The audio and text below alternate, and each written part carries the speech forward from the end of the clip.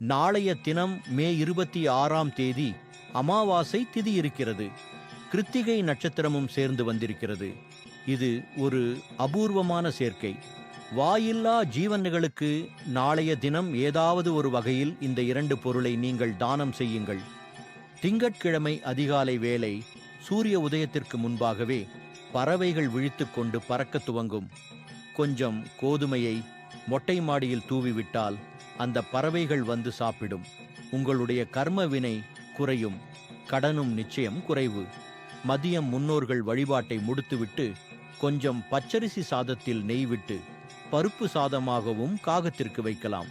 அப்படி இல்லை என்றால் எள்ளு சாதமாகவும் காகத்திற்கு வைக்கலாம். முன்னோர்களின் ஆசிர்வாதம் பரிபூரணமாக கிடைக்கும். கொஞ்சம் பச்சரிசி மாவு வெல்லம் இது இரண்டையும் கலந்து மரத்தடிகளில் தூவிவிடலாம்.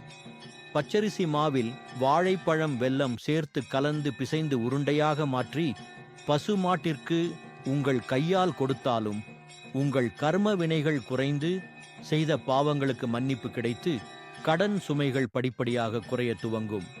கடனும் கர்ம வினையும் குறைந்து விட்டால் மகாலட்சுமி நம் வீடு தேடி வர்த்துவங்கி விடுவார்கள்.